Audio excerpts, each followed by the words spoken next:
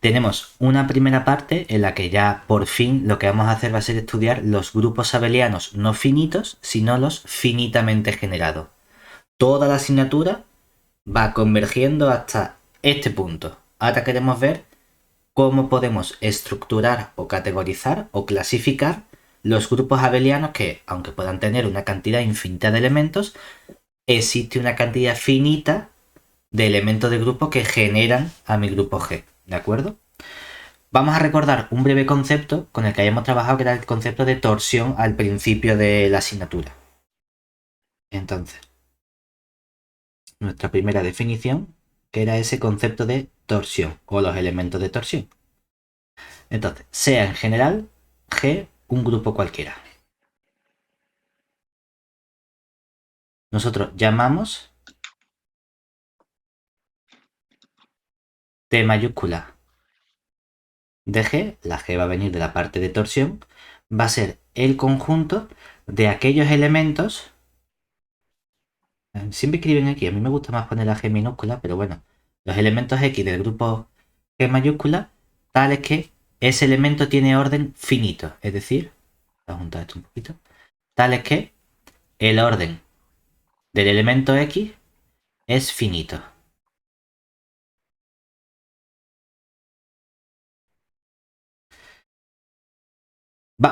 Vamos a decir que este grupo G tiene torsión cuando, hombre, siempre tenemos algunos elementos conocidos que seguro que tienen orden finito. El clásico es el elemento neutro. El elemento neutro ya es el mismo el elemento neutro. Por lo tanto, directamente el orden de ese elemento es 1. Simplemente él ya es el elemento neutro. El orden es el número de veces que debe operar un elemento consigo mismo para obtener ese elemento neutro. ¿Qué es posible? Que lo opere una cantidad infinita, o a lo mejor no, a lo mejor resulta que por muchas veces que lo opere nunca voy a ser capaz de llegar al elemento neutro. Entonces el orden es infinito. ¿Vale? Pero vamos a quedarnos con aquellos en los que después de una cantidad finita de pasos llego a mi elemento neutro. Pues entonces diremos que G tiene torsión si este conjunto TG toma un valor distinto. Aquí depende de cómo lo vamos a escribir. Pondríamos a priori el elemento neutro del grupo G. El libro escribió un 1 en vez de elemento neutro porque hablará con notación multiplicativa y entonces dice, bueno, pues simplemente 1 es el elemento neutro. Pero lo que queremos es que sea distinto del elemento neutro que tenga. Que lo podemos identificar con un 1 en general, si queremos. Y no tiene torsión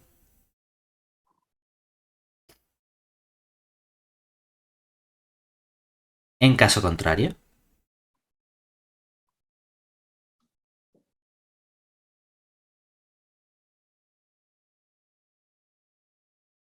¿De acuerdo?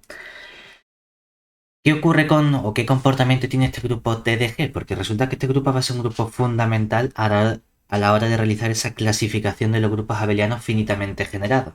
Sin embargo, aquí hablamos de grupos abelianos finitamente generados. Tenemos tres partes. Aquí hemos hablado simplemente de grupos. ¿Vale? Hemos introducido un concepto que es este concepto de torsión que ya habíamos visto al principio.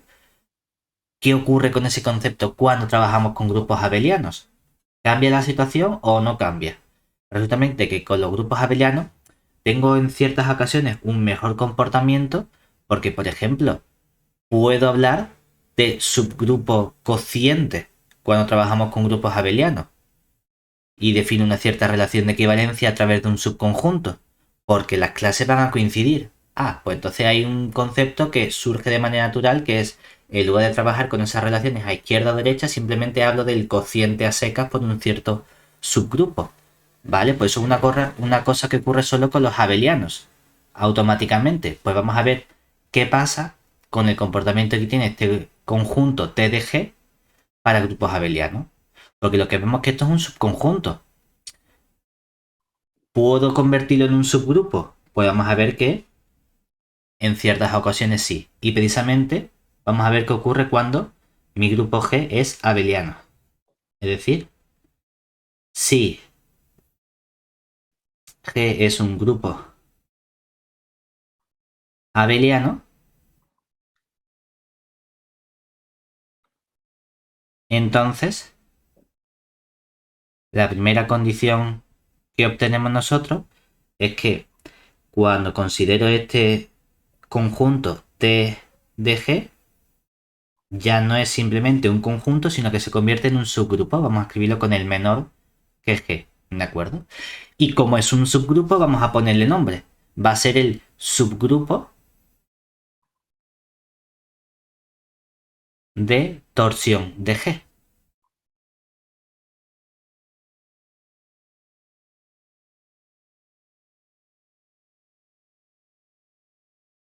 Además, como T de G es un subgrupo, dado un subgrupo yo puedo definir las clases a izquierda o a derecha. Pero es que resulta que por ser abeliano esas clases coinciden. Entonces puedo hablar simplemente del concepto de cociente con respecto al subgrupo, que lo que significa es cociente con respecto a la relación izquierda o derecha de ese subgrupo. Y si nos fijamos, intuitivamente cuando nosotros hacemos un cociente con subgrupos, lo que estamos pensando en aquellos elementos que pertenecen al de arriba, al numerador por así decirlo, pero que no están en el denominador. Es decir, en cierto modo, lo que estamos diciendo es que cuando yo estudio G cociente con T de G, el comportamiento de los elementos de este conjunto cociente, que es un grupo, es el de aquellos elementos que están en el grupo G, pero no pertenecen al subgrupo de torsión. Lo cual significa que estoy quitando todos aquellos elementos que tienen orden finito, en cierto modo. Por lo tanto, lo que me queda en ese cociente son aquellos elementos de G que tienen únicamente orden infinito. Claro, si estoy quitando todos los elementos de orden finito, ¿qué ocurre con este nuevo grupo? Que este grupo, salvo el elemento neutro, no tiene ningún elemento con orden finito, ¿verdad? Entonces, este grupo cociente no puede tener torsión. Es decir, este grupo que yo me he construido ahora es un grupo que no tiene torsión. ¿De acuerdo? Si queremos podemos poner el T mayúscula de todo este grupo es igual al elemento neutro simplemente. Ahora bien, justo antes de estudiar los grupos abelianos finitamente generados, habíamos estudiado un caso sencillo que eran los grupos abelianos finitos. Bueno, pues cuando tengo grupos finitos resulta que ¿qué pasa con el grupo de torsión o el subgrupo de torsión? Que la situación es muy sencilla, ¿verdad? Porque si todo mi grupo o si mi grupo tiene orden finito y el orden de un elemento debe dividir al orden del grupo, no puedo tener ningún elemento que tenga orden infinito, ¿verdad? Forzosamente todo elemento de mi grupo tiene que tener un orden finito porque debe dividir a una cierta cantidad finita. Es decir, tengo otra observación u otra nota que nos dice, oye, es que si G es un grupo pero con orden finito, es decir, con cardinal de G u orden de G igual a n que sea finito, entonces resulta que el subgrupo de torsión T de G es todo el propio grupo G. No hay nadie que se quede fuera. Es un caso sencillo. Bueno, vamos a estudiar el comportamiento que tiene también esta operación o esta creación que estamos haciendo de definir subgrupos de torsión a partir de un grupo G. En particular, de momento solo lo estoy relacionando con el T de G. Pero si yo dentro de mi grupo G considero un subgrupo, podría tratar de aventurar qué relación existe cuando buscamos los elementos de torsión del subgrupo a raíz o a partir de los elementos de torsión del grupo G. Es decir, si ahora tenemos un grupo G que sea un grupo abeliano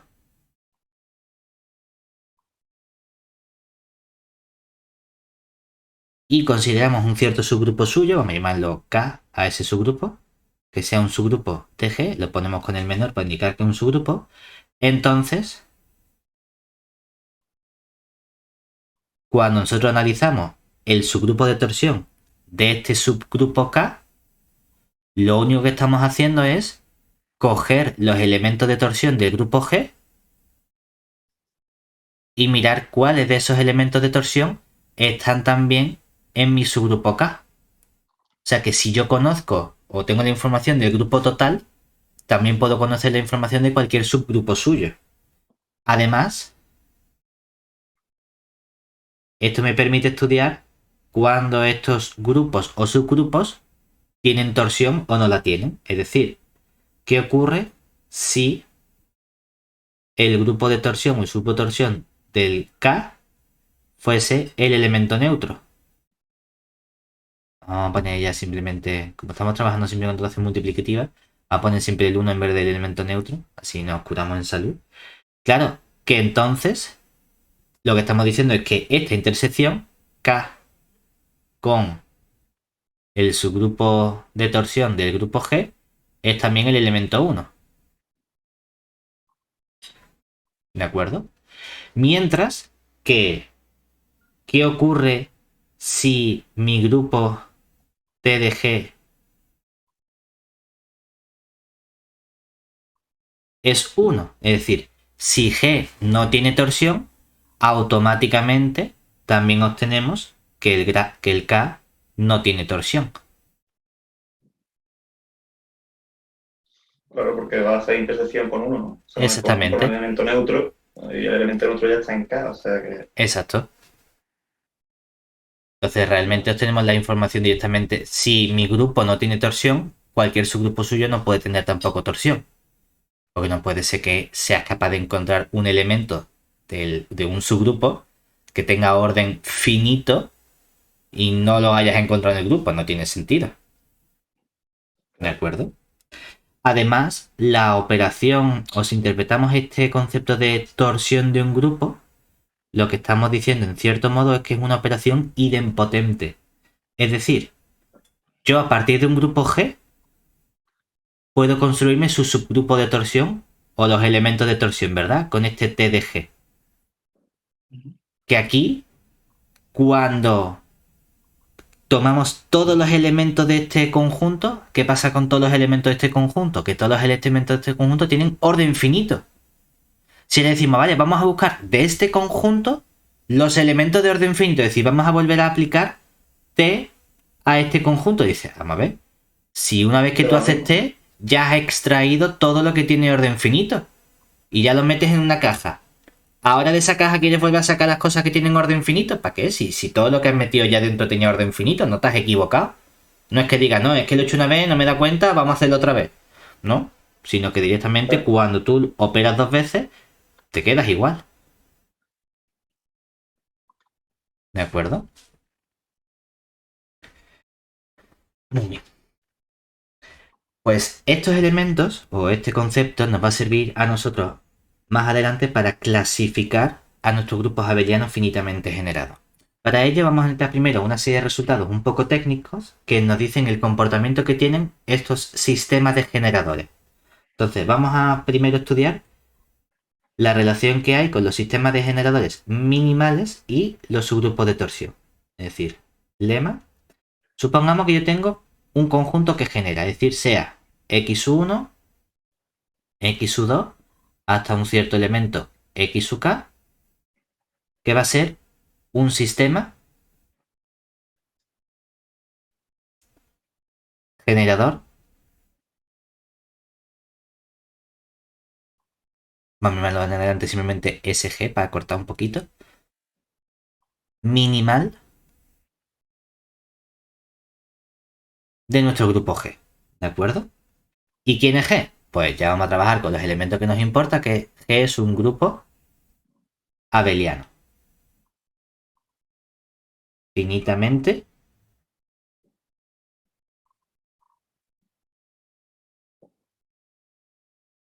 generado. A ver, escribí aquí finitamente generado es un poco redundante porque estoy diciendo precisamente toma una cantidad finita que lo genera. Obviamente entonces finitamente generado por definición, ¿no? Pero bueno, lo ponemos para que no se nos olvide que ya vamos a trabajar con estos elementos, con los grupos abelianos finitamente generados. Vamos a coger uno de esos sistemas de generadores minimales, es decir, que tenga la menor cantidad posible de elementos. Significa que en el momento en el que quitas cualquier otro elemento, ya no generas a tu grupo G. Vale. Entonces, si soy capaz de encontrar unos enteros, m-1, m-2, hasta un cierto, como tengo k elementos, m-k, pertenecientes a z, de modo que lo importante es que no todos sean nulos,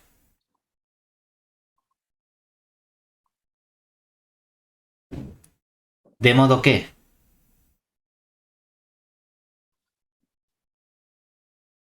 resulta que cuando yo opero el elemento x1, m una veces consigo mismo. Y multiplico, opero el elemento x2, m2 veces consigo mismo. Y voy operando, me da igual orden porque como es abeliano, da igual orden en el que lo escriba. Y opero el elemento x sub k, m sub k veces consigo mismo. Y cuando opero todos estos elementos, todos los generadores, una cierta cantidad de veces, obtengo el elemento neutro. Entonces, eso me está diciendo que mi grupo G tiene torsión. Es decir, el conjunto de elementos de torsión es distinto del 1. Va a haber otros elementos, aparte del elemento neutro, que van a tener orden finito. ¿De acuerdo? Que no sé si va a ser el x1 o el x2 o alguna potencia o alguna combinación, pero como tú, utilizando los sistemas de generadores, puedes encontrar una potencia que no sea con todos los exponentes nulos, entonces en algún momento vas a encontrar otro elemento distinto del 1 que tenga orden finito. ¿De acuerdo? Realmente es simplemente coger un ejemplo clásico, es coger este elemento y elevarlo al mínimo común múltiplo de los M1, M2, MK. Si ya directamente es 1, cuando tú lo sigues operando, hay algún momento en el que vas a llegar aquí a este elemento. Entonces, es un modo sencillo de construirte un elemento distinto del elemento unidad. ¿De acuerdo? Una vez que tenemos eso, decimos, bueno, vamos a el resultado previo que ya me va a permitir analizar el comportamiento antes de nuestro teorema de estructura. Vuelve a ser un lema técnico que ya nos empieza a decir el comportamiento que tienen estos subgrupos. Es decir, sea G un grupo abeliano sin torsión. Es decir, lo que estamos diciendo es que T de G solamente está formado por el elemento neutro 1, ¿de acuerdo? Y que sea finitamente generado.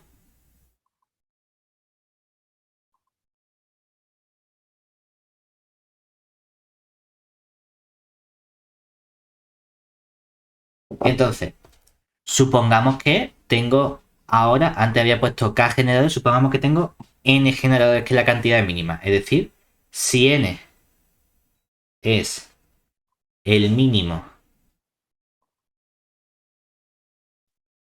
número de generadores,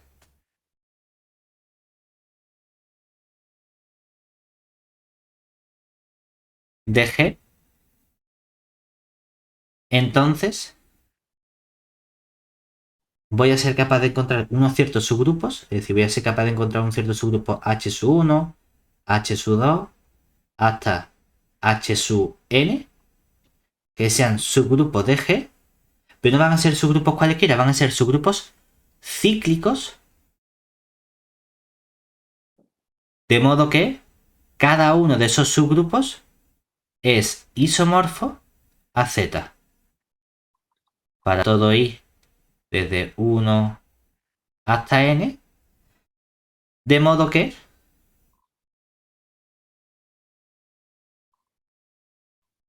nuestro grupo G lo puedo expresar como el producto de estos subgrupos. En cierto modo, vamos a coger simplemente el que genera cada uno de estos generadores, ¿de acuerdo? Y lo importante es que este subgrupo producto es isomorfo al producto cartesiano, producto libre, lo llamamos aquí, de estos subgrupos.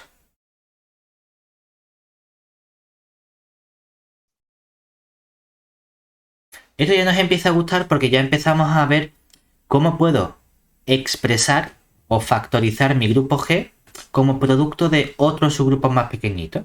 Además que tienen buenas propiedades porque estos subgrupos son cíclicos. Entonces ya no es un grupo cualquiera, sino que obtengo muy buena información sobre el comportamiento que tienen estos elementos de aquí. Vale, pues vamos ya a lo que sería nuestro resultado importante. En sí, vamos a poner ya en mayúscula nuestro teorema de estructura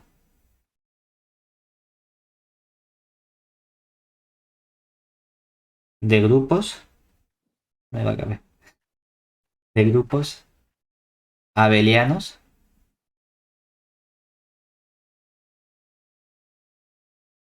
finitamente. Emular los títulos. Sí, sí, finitamente generado. También con las mayúsculas me ocupa más entonces, pero mira, Claro. lo hemos conseguido. Genial. Si fuese infinitamente generados, a lo mejor ya sería más complicado y no me cabría. Venga, vamos a ver nuestro resultado. Entonces, obviamente, ¿con qué tipo de grupo vamos a trabajar? Lo primero es, bueno, pues sea G un...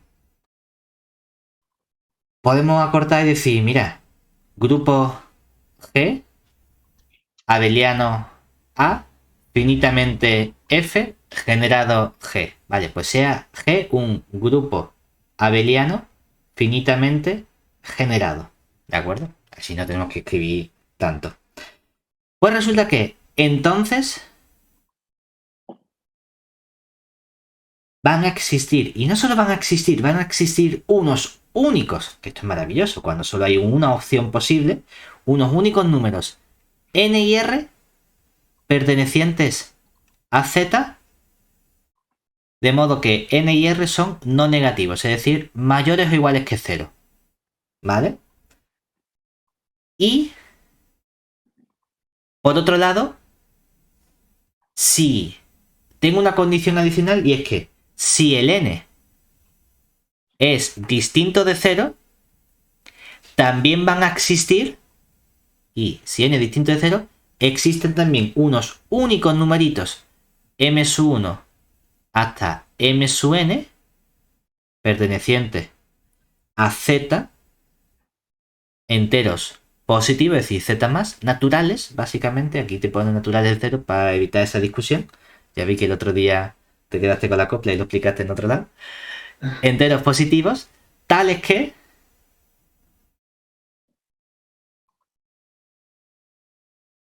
por un lado, nuestro grupo G va a ser isomorfo a un cociente de z con m1 de z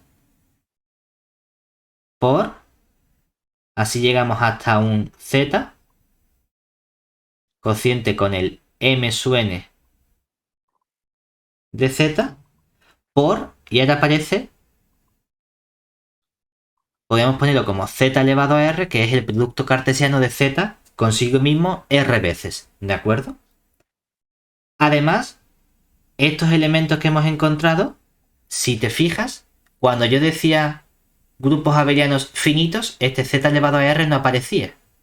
El teorema me decía, puedes encontrar unos únicos elementos, de modo que G es igual a este producto de z sobre m1z, zm2z, zmnz. Además, cada uno de estos numeritos m sub 1, m sub 2, verifica que el m sub i divide al anterior m sub i menos 1. Y eso para todo i desde 2 hasta n. También se verifica, o puedo obtener información, que era lo importante, ese grupo de torsión. Pues resulta que el grupo de torsión TDG es isomorfo a la parte de los grupos cíclicos, a la parte que no tiene este z elevado a r. Resulta que este grupo de torsión es isomorfo al z cociente con el m1 de z por punto suspensivo hasta que llegamos al z cociente con el m n de z. ¿Y qué más información obtenemos? Que el grupo G, ¿verdad? 4, que el grupo G es entonces isomorfo a T de G, ¿verdad? Que sería esta parte. Z. Y esta Z parte de, elevado a R, claro. y esta parte de Z elevado a R, ¿quién va a ser? Va a ser la parte que no tiene torsión, ¿verdad? Y si yo tenía un grupo G, ¿había visto cómo construir la parte que no tenía torsión? Por ser G abeliano que habíamos visto. Que cuando el grupo G le hacía un cociente y le quitaba la parte de torsión, ¿qué me quedaba? Lo que no tenía torsión, ¿verdad? Pues justamente lo que estamos diciendo es que el grupo o el cociente G cociente con T de G es isomorfo a este Z elevado a R. ¿De acuerdo? Eso es lo que nos está diciendo este resultado, que realmente estás dividiendo tu grupo G en la parte que tiene torsión y la parte que no tiene torsión. La parte que tiene torsión, los elementos finitos van a ser de esta forma, un producto de grupos cíclicos que verifican una cierta cantidad. Claro que esa parte que tiene torsión, si te fijas, sigue la misma estructura que la que teníamos de los grupos abelianos finitos. Mientras que la parte que no tiene torsión va a ir con el comportamiento que tiene Z o Z elevado a algo, una cierta potencia. Ahora, aquí hay ciertos números que aparecen. Para empezar, aparecen estos coeficientes M1, M2, M sub n. Estos coeficientes son los que identifican a quién. Al grupo T de G, ¿verdad? Que es el grupo de torsión. Entonces, parece natural decir, mira, los coeficientes M sub 1 hasta M sub n se llaman coeficientes de torsión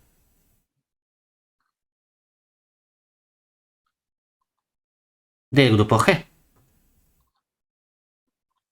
¿Es esperable? Si es precisamente lo que está identificando a mi grupo T de G porque es isomorfo, pues vamos a ponerle ese nombre. Pero hay algo nuevo. Aparece esta R, que con esa R no he trabajado hasta ahora. Pues esta R la vamos a denotar nosotros beta de G, que es el número de veces que aparece esta Z aquí multiplicando, es decir, de la parte que no tiene torsión. Pues le vamos a poner nombre y esto recibe el nombre de número de Betti.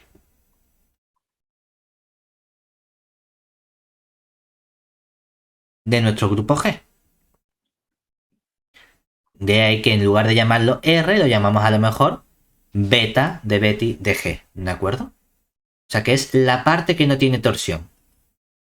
Bueno, nosotros, lo importante de este teorema que es que ya me da un modo único de expresar estos elementos, ¿verdad? Estos grupos. Pero el problema de estos resultados de existencia es que me digan que exista o que me den que exista un único, genial. Como es único, le puedo poner nombre.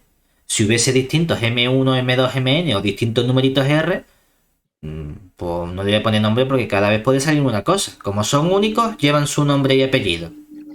Vale, pero ¿cómo los encuentro? Está maravilloso saber que están ahí.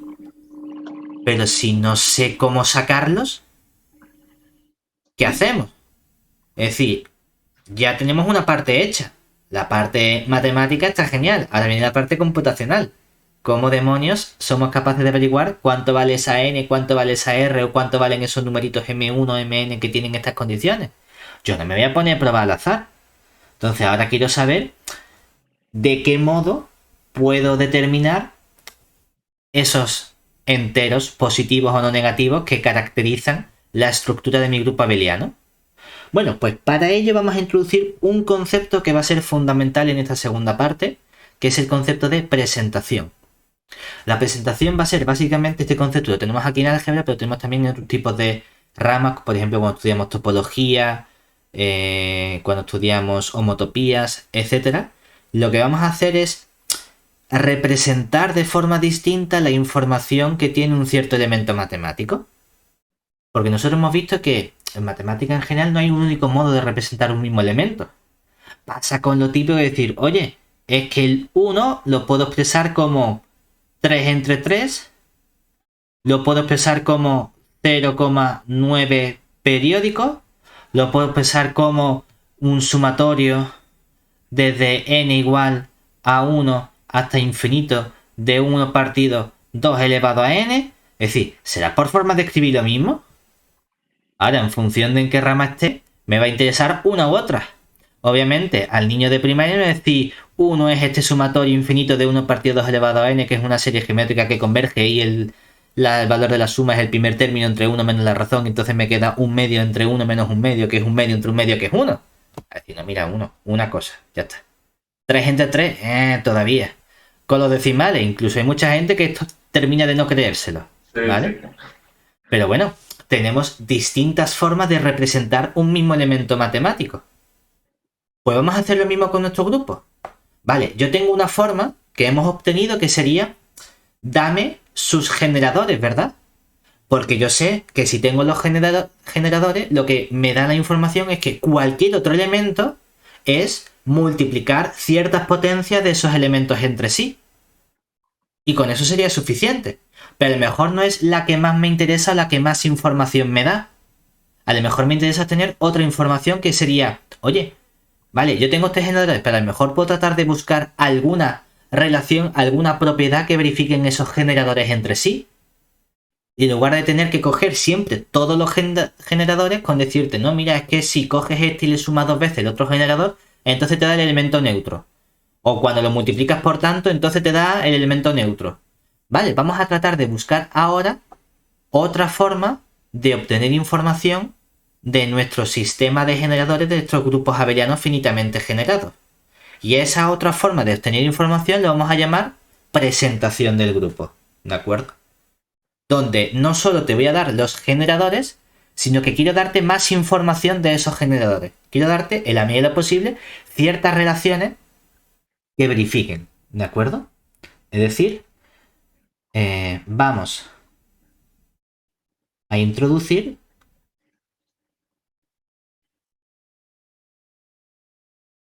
el concepto de presentación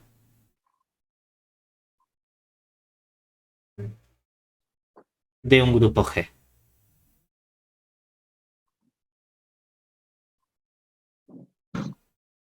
Donde, además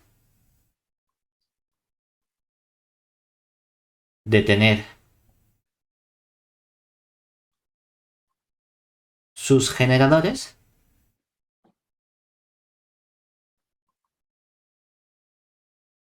vamos a buscar posibles relaciones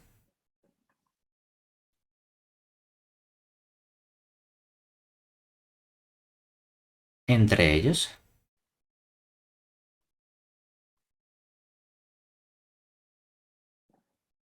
La única observación que vamos a hacer es que nosotros hasta ahora hemos trabajado casi siempre con la notación multiplicativa.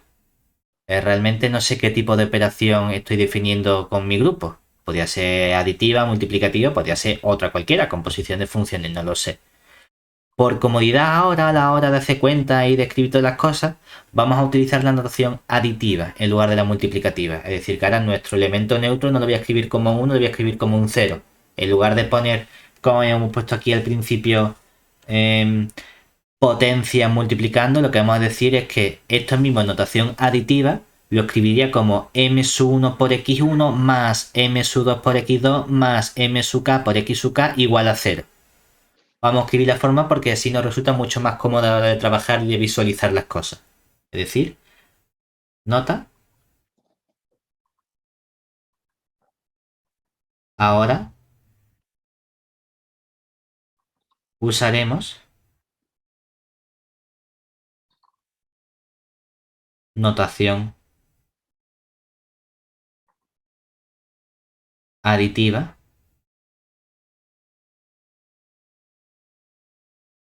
con los grupos. Simplemente por comodidad a la hora de nos gusta más tener cosas sumando que elevado con potencia igualada a 1. Me gusta más tenerlo igualado a 0. Vale, pues mira, lo primero que vamos a hacer va a ser trabajar con este grupo finitamente generado y como es finitamente generado tendrá un cierto sistema de generadores, ¿verdad? Vale, pues sea Entonces, G, un grupo abeliano finitamente generado, y vamos a llamar S mayúscula al conjunto, pues, por ejemplo, x1, x2 hasta un cierto... A mí me gusta más la n que la k. Xn, que sea un sistema de generadores o sistema generador de nuestro grupo G. ¿De acuerdo? Vale. Entonces, vamos a considerar un homomorfismo. Consideremos, vamos, más que considerar, vamos a construirnos el siguiente homomorfismo. Consideremos el homomorfismo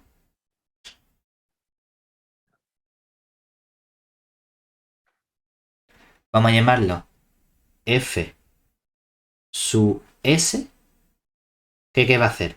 Va a ir del conjunto z elevado a n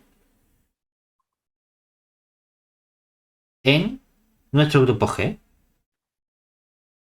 ¿Y qué vamos a hacer? A cada elemento m sub 1 hasta m sub n, que es una n upla de números enteros, le voy a asociar ¿qué elemento?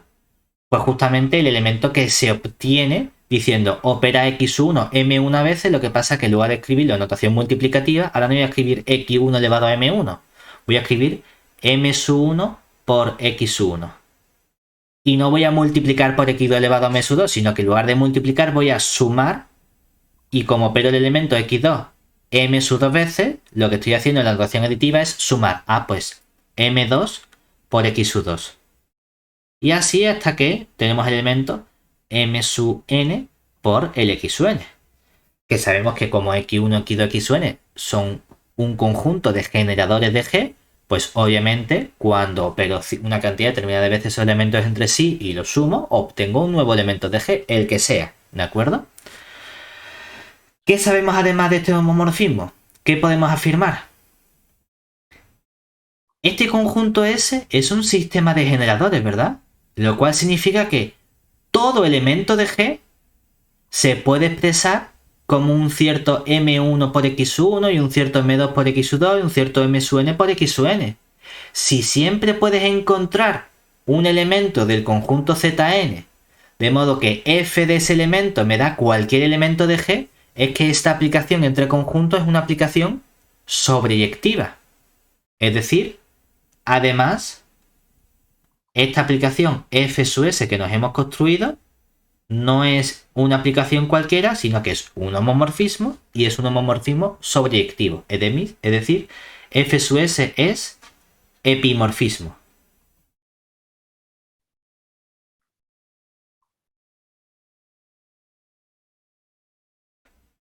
Pues esta aplicación, a fin de cuentas, lo que está construyendo aquí, ¿qué es? Un nuevo elemento a partir de los generadores, ¿verdad? Pues esto me va a permitir a mí definir el concepto de relación. Es decir, llamamos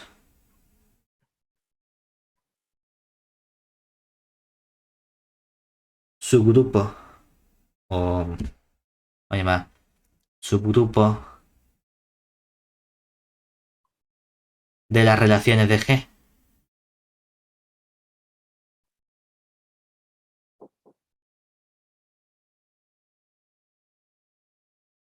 respecto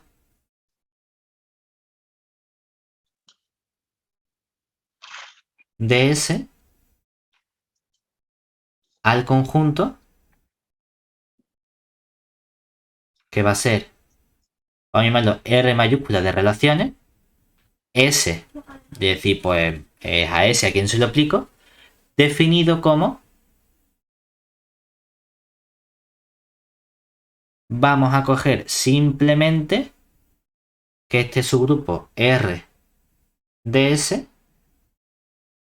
no es otra cosa que el núcleo de la aplicación lineal que nos acabamos de construir de este homomorfismo f sub s. Es decir, que todas las relaciones con las que yo voy a trabajar a partir de ahora van a ser de la forma que es el núcleo. El núcleo es buscar los elementos m sub 1 hasta m sub n pertenecientes ¿a dónde? A donde empiezo, que es al z elevado a n, tales que el núcleo lo que hace es que mira a ver que la imagen de este elemento, hemos dicho la imagen de este elemento es de la forma m sub 1 x sub 1 más hasta el m sub n x sub n, y me tiene que dar el elemento neutro del grupo G. Lo que pasa es que como estoy trabajando en G con la notación aditiva, ese elemento neutro, ¿quién tiene que ser? El 0. Pues en cierto modo lo que estoy haciendo es buscar los coeficientes de una ecuación que debe verificar mi sistema de generadores. Que a lo mejor hay una como que hay un montón, no lo sé, las que sean. A cada ecuación le llamo relación de mi grupo respecto de este conjunto de generadores S. ¿De acuerdo? ¿Hasta ahí bien? Bien. Vale. ¿Por qué es importante definir esta aplicación y este conjunto? Porque si nos fijamos, resulta que por ser f su S un epimorfismo,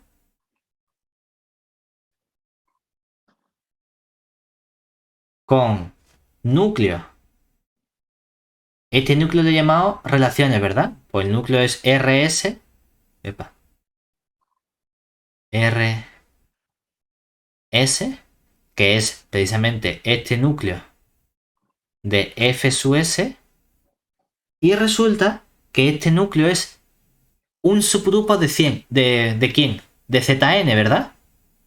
Como es un subgrupo de ZN, por los teoremas de estructura que nosotros hemos visto para grupos finitos, lo que sabemos es que esto es isomorfo a un cierto Z elevado a K, con K menor o igual que N, que es la parte libre de nuestro teorema de estructura, la parte que no tiene torsión, ¿de acuerdo? Habrá un cierto Z elevado a K que va a ser isomorfo a este conjunto de relaciones para esta aplicación que yo me he definido, ¿de acuerdo? Vale, pero entonces, si tenemos una aplicación que es un epimorfismo y este núcleo es isomorfo a ZK, puedo aplicar el primer teorema de isomorfía. Es decir, el primer teorema de isomorfía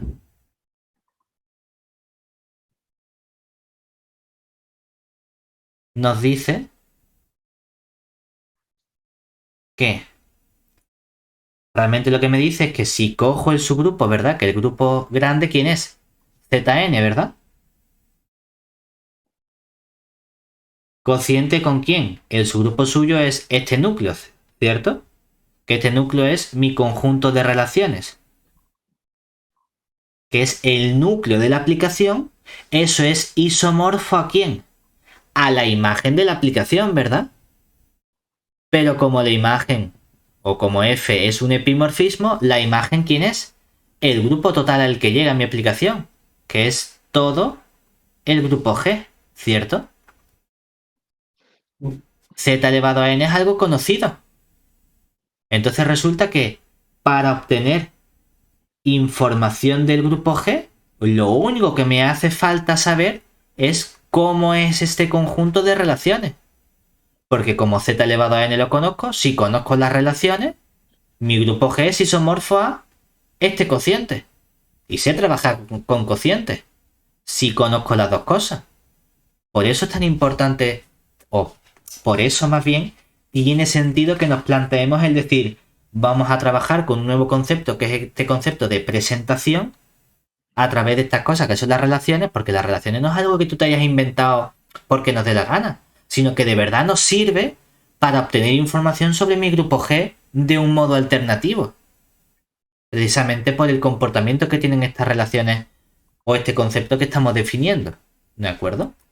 Vale, pues una vez que tenemos esto, decir, oye, de verdad tiene sentido lo que estamos haciendo, vamos a ponerle nombre, porque hemos trabajado de momento con mi grupo abeliano finitamente generado, su sistema de generadores y una cosa que hemos llamado relaciones. Vale, pues con eso ya tenemos lo suficiente para hablar de la presentación de un grupo G. Y vamos a definir ese concepto formalmente.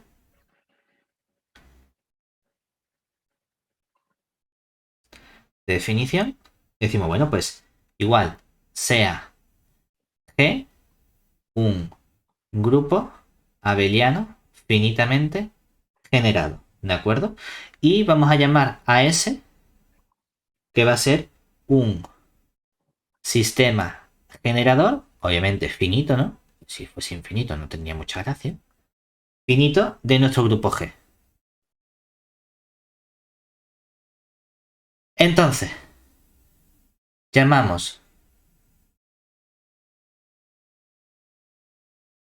por un lado sistema completo, de aquí en adelante SC. Esto va de abreviaciones porque las palabras son demasiado largas y las frases son demasiado largas. Sistema completo de relaciones de G respecto de S a cualquier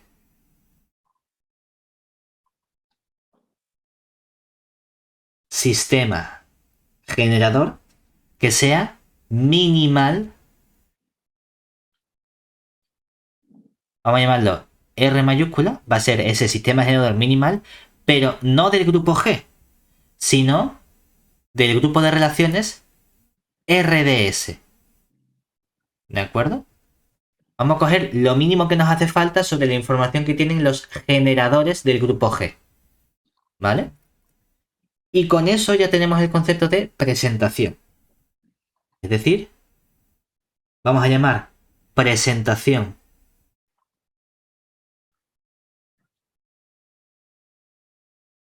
de G mediante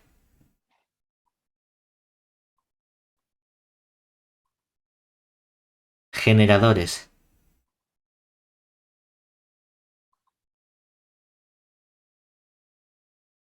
y relaciones. Son los dos elementos ahora importantes. Hemos introducido un nuevo concepto, que es este concepto de relación, al par, que va a estar formado por un cierto conjunto S y un cierto conjunto R, donde, ¿quién es cada cosa? Pues mi S es un sistema generador de G y R no van a ser simplemente relaciones, sino que va a ser es un sistema completo de relaciones.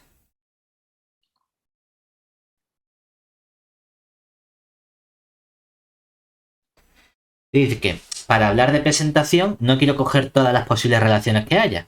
Quiero coger las mínimas que me hagan falta. Si hay información repetida, no quiero tener que trabajar con esa información repetida. ¿De acuerdo? Es decir, de nada me sirve decir, no, es que yo te digo que cuando coges el primer generador X1 y lo sumas dos veces, te da el elemento neutro. Ah, que si lo sumas cuatro veces te da el elemento neutro. Ya, pero porque al sumarlo dos veces ya me da el elemento neutro. Entonces cuando lo sumo 4 es como sumar 0 más 0. No me hace falta esa segunda. No, yo te lo digo por si acaso. Ya, pero esa no me sobra. Vale, entonces no la quiero meter en mi sistema completo de relaciones. Porque no me da nueva información. Quiero trabajar únicamente con lo que de verdad me va a caracterizar de forma completa a mi grupo G sin tener que decir, es que esto no me hace falta. ¿Vale? Ya tengo aquí esta información. Ahora, lo importante es que como vamos a definir una serie de operaciones, queremos estudiar el comportamiento que tienen estos sistemas de generadores cuando hacemos ciertas modificaciones. Entonces, la pregunta es, ¿bajo qué condiciones puedo modificar mi conjunto generador S y que siga siendo un conjunto generador? Porque a lo mejor no puedo decir, quita un elemento. Claro, si quita un elemento, de repente ya te falta algo. No, eso no me vale. Si metes 3 veces un elemento, tampoco me sirve. Pero vamos a ver que hay dos operaciones que me va a interesar definir sobre mi conjunto de generadores. Es decir, proposición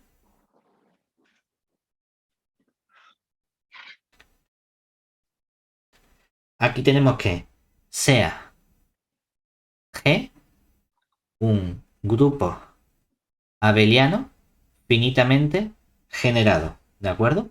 Y vamos a llamar S a nuestro conjunto, pues x1 hasta x2 y llegamos hasta un cierto xn que sea un sistema generador de G.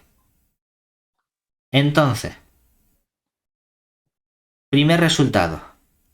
Mira, si tú al conjunto S, tú no puedes decir le quito un elemento por la cara.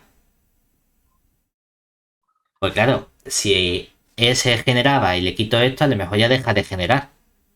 Oye, que a lo mejor sigue generando, ¿no? Pero no lo tengo garantizado. Ahora, lo bueno de estos generadores es que a mí me da igual que trabajes con el elemento que genera o con su inverso.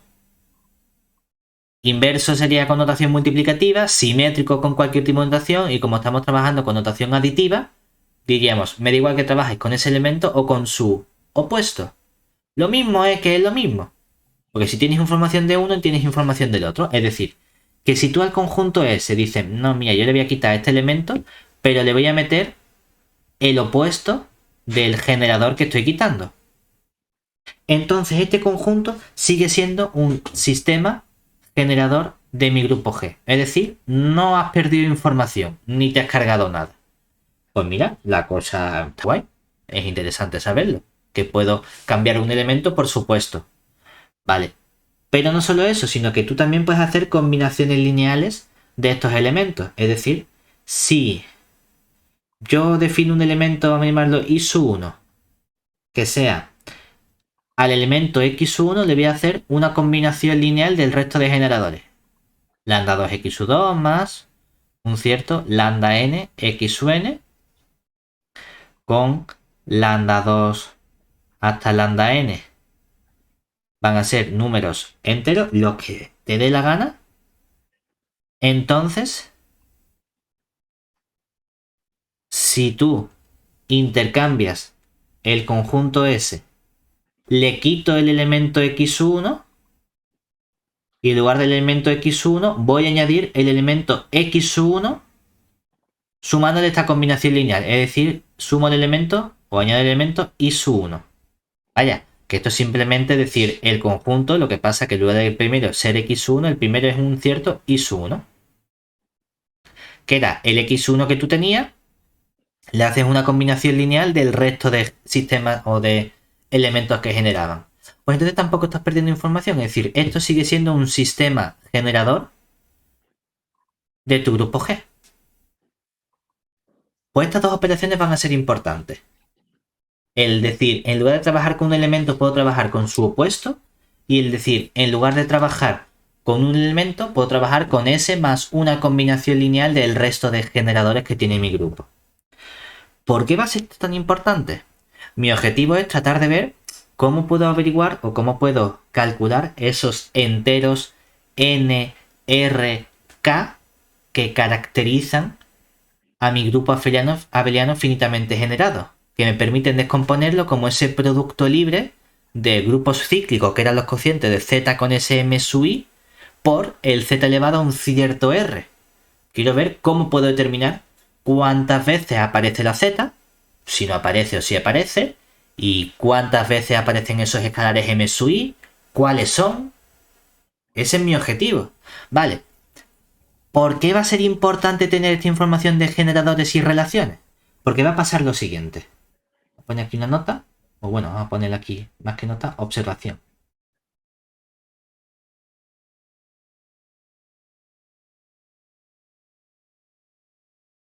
Nosotros supongamos que tenemos un grupo abeliano del siguiente modo. Es decir, supongamos que tenemos G, grupo abeliano finitamente generado con un cierto conjunto, vamos a llamarlo S, formado por un x1 hasta un cierto xn, que sea un sistema generador de G. Y de modo que tenemos un cierto conjunto R con una cierta R1 hasta R, la que sea K, ¿de acuerdo? Que sean relaciones, ojo, relaciones directamente, no tienen por qué ser un sistema completo. Simplemente un conjunto de relaciones de G en S, ¿verdad? O respecto de S. Pero de modo que estas relaciones son sencillas. Es decir, de modo que cada R sub I es simplemente todos los elementos son ceros, menos en la posición iésima aparece un número M sub I. ¿De acuerdo? Y luego todo el resto de elementos son ceros. Pensemos que cada uno de estos elementos era un elemento de ¿quién? De Z elevado a n, ¿verdad? Son n uplas, de modo que ese homomorfismo f sub s que yo me había definido era 0 por x1 más 0 por x2 más hasta que llego al x sub i, m sub i por x sub i, y todo eso estaba igualado a 0. Y todo eso lo llamaba relación, pero el elemento importante era este numerito. ¿De acuerdo? Supongamos que son todos 0 menos en cada posición el R1 es numerito por x1 igual a 0. Y el R2 es numerito por x2 igual a 0. Y así con cada uno de estos elementos. Es decir, para todo i, que va desde 1 hasta n, pero además obtengo la información importante sobre estos elementos, es que resulta que cada m sub i va a dividir al m sub i menos 1 para todo i desde 2 hasta n. ¿De acuerdo? Normalmente vamos a escribir entonces toda esa información de forma conjunta del siguiente modo. Escribiremos para indicar al mismo tiempo, aunque realmente he dicho a lo que llamo yo presentación es al par SR, ¿verdad? Voy a utilizar una reescritura del grupo G diciendo, mira, el grupo G estaría generado, ¿verdad? Y yo sé que está generado únicamente por los elementos x1 hasta xn. Con eso es suficiente, yo podría cerrar aquí. Pero esto sería mi conjunto S, ¿verdad? Voy a añadir también, haciendo un poquito de abuso de notación, voy a añadir aquí a la derecha información sobre las relaciones. Es decir, voy a poner aquí punto y coma, y esto va a ser una nueva notación de escribir el grupo G, para condensar al mismo tiempo la información de mis generadores y la información de mis relaciones, ¿de acuerdo? Voy a añadir aquí las relaciones, aunque no me hacen falta para decir que G es igual al conjunto o al grupo generado por estos elementos, pero lo vamos a añadir. ¿Eso qué significa? Si aparece R1, R1 significaba que M1 por X1, ¿cuánto valía? 0, ¿verdad? O sea que M1 por X1, eso vale 0. Pero M2 por X2 también vale 0, ¿verdad? Y así tenemos que todos estos elementos, las relaciones han sido que cada X sub K multiplicado por el M sub K es 0. Entonces, esto de aquí que estamos añadiendo nuevo va a ser mi conjunto de relaciones R. ¿De acuerdo? Bueno, pues resulta que entonces mi grupo G va a ser isomorfo a Z cociente con M1Z producto hasta que llego al Z cociente con M sub K Z, y luego el Z simplemente va a aparecer en total N menos K veces.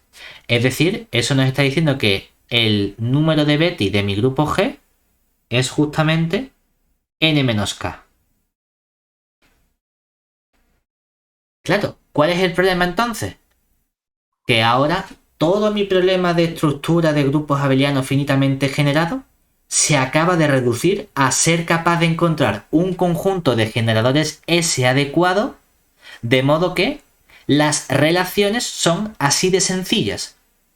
Si yo soy capaz de llegar de algún modo a que las relaciones sean numerito por x1, numerito por x2, numerito por x sub k, todo eso igual a 0, y esos numeritos no son numeritos cualesquiera, sino que cada uno divide al anterior, entonces sé decirte cuál es el número de Betti y cuáles son los coeficientes de torsión.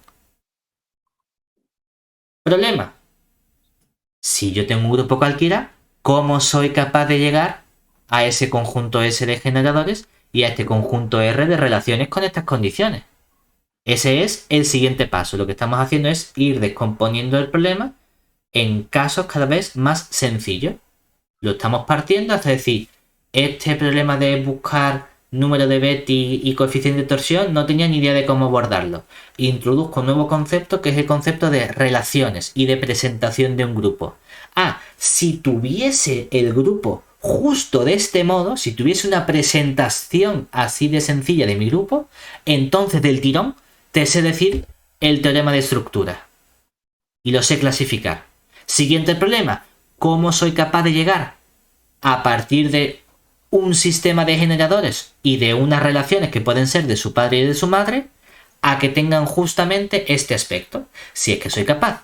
Y eso es lo que vamos a ver a continuación cuando trabajemos con el algoritmo para calcular este número de Betti y el algoritmo esencialmente para llegar a esta presentación del grupo. ¿De acuerdo? Vamos